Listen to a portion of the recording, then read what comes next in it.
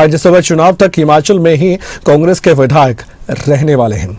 दरअसल लंच के लिए कांग्रेस के विधायकों को बुलाया गया है। राज्यसभा चुनाव को लेकर कांग्रेस की नई रणनीति हम कहेंगे।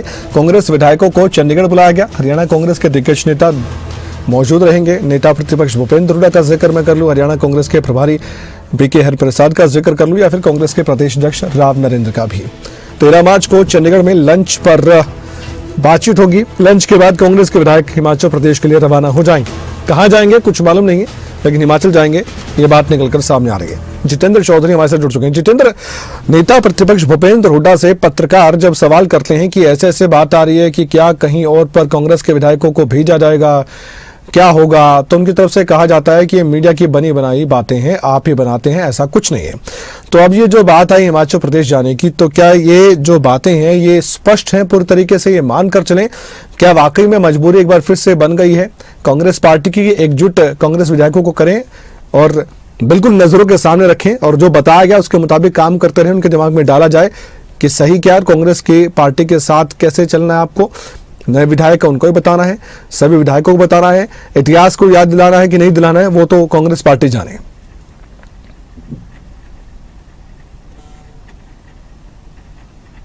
बिल्कुल, अगर कमल बात करें जिस प्रकार से कांग्रेस की तरफ से लगातार मंथन बैठकें की जा रही हैं, इन मंथन बैठकों में जहां इससे पहले भी जब कांग्रेस विधायक दल की बैठक हुई थी, उस बैठक के अंदर भी इस बात को लेकर के कयास लगाए गए थे कि हिमाचल जो है विधायकों को भेजा जाएगा, जिसके बाद नेता प्रतिपक्ष भूपेंद्र हुड्डा इन खबरों को खारिज करते हुए नजर आते। उससे पहले हमने कांग्रेस के प्रदेश अध्यक्ष राव नरेंद्र से भी बात की थी, वो भी इन खबरों को खारिज करते हुए नजर आए थे। आज भी नेता प्रतिपक्ष भूपेंद्र हुड्डा चंडीगढ़ के अंदर ही मौजूद है।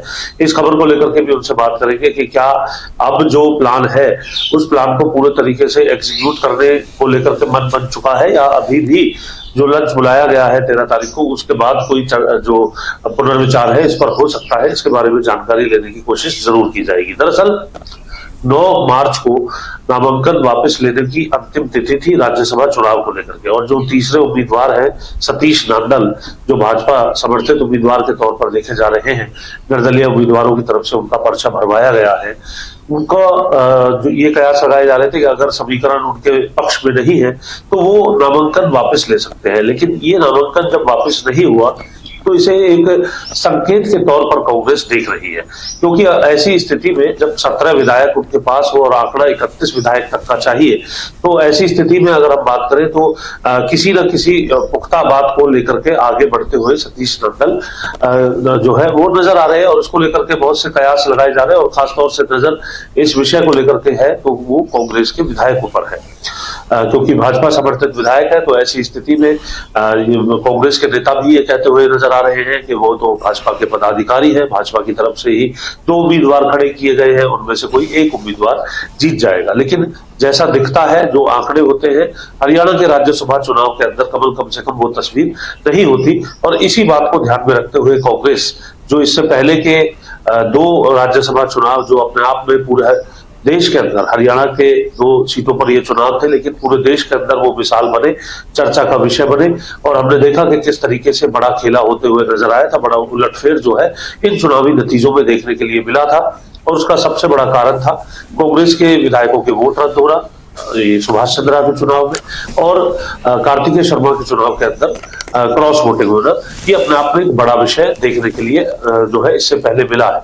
इसी बात को ध्यान में रखते हुए, जैसे कहा जाता है कि दूध का जला छाछ को फूंक फूंक करके पीता है, ठीक उसी कहावत को ध्यान में रखते हुए कहीं ना कहीं कांग्रेस की तरफ से इस प्रकार का ये जो निर्णय है, हो सकता है कि इस बार जो है हिमाचल में शिफ्ट करने को लेकर के होते हुए नजर आए, जिसको लेकर के जो जानकारी है अभी तक सामने आ रही है। हालांकि कैमरे पर ये कब तक सामने आएगी, ये आज हमारा प्रयास रहेगा कि अपने दर्शकों तक, सियासत से जुड़े लोगों तक आज ये हम बात पहुंचाने की पूरे तौर पर कोशिश करें। एक अंतिम सवाल है इस खबर को लेकर।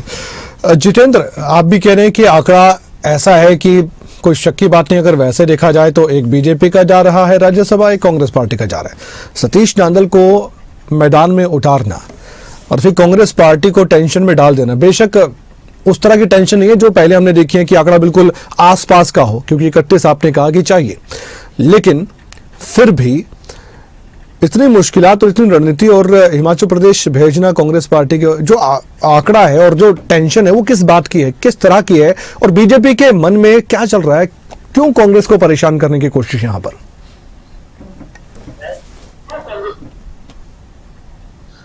देखिए, जब भी राज्यसभा चुनाव हो या फिर कोई छोटा चुनाव ही क्यों ना हो, अगर हम देखते हैं निगम चुनाव से लेकर के देश की सबसे बड़ी पंचायत तक के बीच में जो भी चुनाव होता है उसमें भारतीय जनता पार्टी पूरी ताकत झोंकते हुए नजर आती है।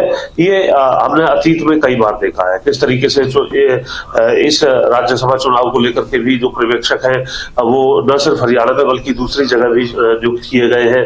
पर्यवेक्षक को जैसे ही नियुक्ति होती है वो आकर के सभी मंत्रियों के साथ, मुख्यमंत्री, प्रदेश अध्यक्ष के साथ मीटिंग करते हैं, केंद्रीय मंत्री मनोहर लाल भी उसमें आते हैं। तो पूरी गंभीरता के साथ जो भारतीय जनता पार्टी है वो उसमें ताकत झोंकते हुए नजर आती है।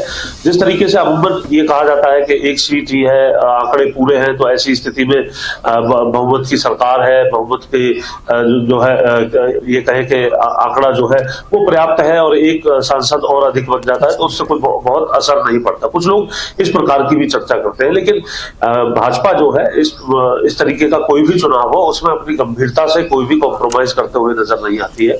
और इसी को देखते हुए पूरी गंभीरता के साथ यहाँ भी भले ही आंकड़े से दूसरा उम्मीदवार कम है, हम बार बार दूसरे उम्मीदवार पे इसलिए जोर दे रहे हैं कमल, क्योंकि संजय भाटिया जो बीजेपी के उम्मीदवार है उनके पास पर्याप्त वोट है। 48 वोट जो है भाजपा के विधायकों के हैं और 3 निर्दलीय विधायकों के हैं, उन्हें 31 वोट चाहिए। तो उनके लिए कोई इतनी ज्यादा ये कह सकते हैं मशक्कत करने की आवश्यकता या बैठक करने की आवश्यकता नहीं है। भाजपा अगर बैठक कर रही है, भले ही कैमरे में भाजपा के नेता ना कह रहे हो, तो वो दूसरे उम्मीदवार को सांसद बनाने को लेकर के कर रही है और उसमें सबसे बड़ा फैक्टर कांग्रेस के विधायक रहेंगे। उन कांग्रेस के विधायकों को कैसे तोड़ करके अपने पक्ष में वोट करवाया जाए, ये अपने आप में बहुत बड़ा फैक्टर होगा। तो इस चुनाव को केवल राज्यसभा चुनाव तक ना देखा जाए, ये अपने आप में आने वाले कांग्रेस के भविष्य को लेकर के भी चुनाव जो है हरियाणा के मद्देनजर जो है रहने वाला है। यानी इसका एक व्यापक रूप भी भाजपा की तरफ से इसका पूरा प्लान जो है वो तैयार किया गया है, जो इस चुनाव के बाद 2029 का जो चुनाव हरियाणा का होगा उसकी तस्वीर बदलता हुआ नजर आ सकता है। शुक्रिया जानकारी के लिए आपका बहुत बहुत धन्यवाद जितेंद्र चौधरी।